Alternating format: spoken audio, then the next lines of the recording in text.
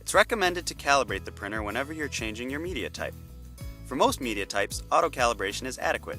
Please look in the comments section for a link to the auto-calibration video. In order to place the image in the correct position on the media, you must first identify the features in the media you'd like the printer to detect.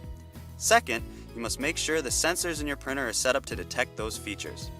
Most media contains features that identify the start position. First, select your media sensing feature in the menu. If your media has a gap, also referred to as a web, or has holes or notches, select Gap Notch in the menu. If your media has a black mark on the underside of the media, select Mark in the menu.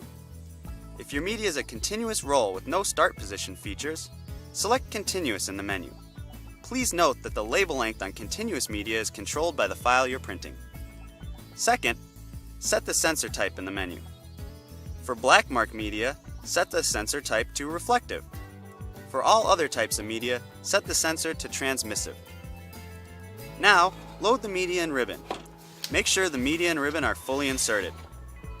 If you have any media handling operations, such as a peel, liner take-up, cutter, or rewind, please calibrate in those print modes. If you're using media with a gap, also referred to as a web, or hole, or notch, you'll want to make sure your sensor is in the optimal position to identify that feature. Move the sensor to a location where the light passes through the notch or hole. Try to avoid locating the sensor under the hole or notch radius.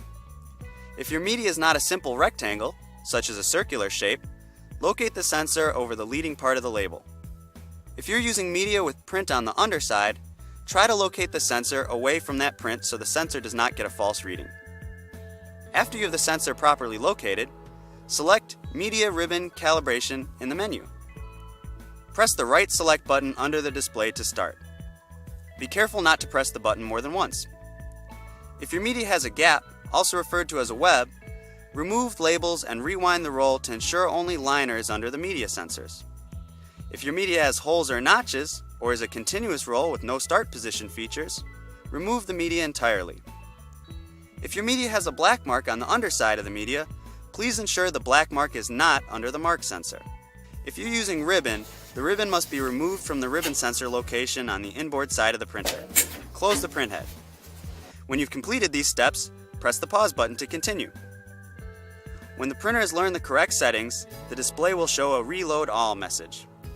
When reloading the media and ribbon, make sure the media and ribbon are fully inserted. Be sure that the ribbon is located under the ribbon sensor. If your media has a gap, hole, or notch, be sure that the media and not the gap or hole or notch is under the media sensor. If your media has a black mark, the black mark position does not matter. Be sure that the media is installed correctly. When you have reloaded the supplies, close the printhead and press the pause button to continue. The printer is now calibrating. Media will begin exiting the printer. The amount of media can be reduced by lowering the maximum label length setting in the menu. However, it is important that the maximum label length setting is larger than the label length you're printing. Otherwise, the printer may not correctly calibrate. Please note that the number in the menu is in inches. When calibration is complete, the label should stop in the correct location. You can check that your calibration was successful by pressing the Feed button and ensuring media feeds to the correct location. If you are using special or custom media and having issues calibrating, make sure it meets the ZT410 media specification. If this video is helpful and you'd like to see more videos, please like this video.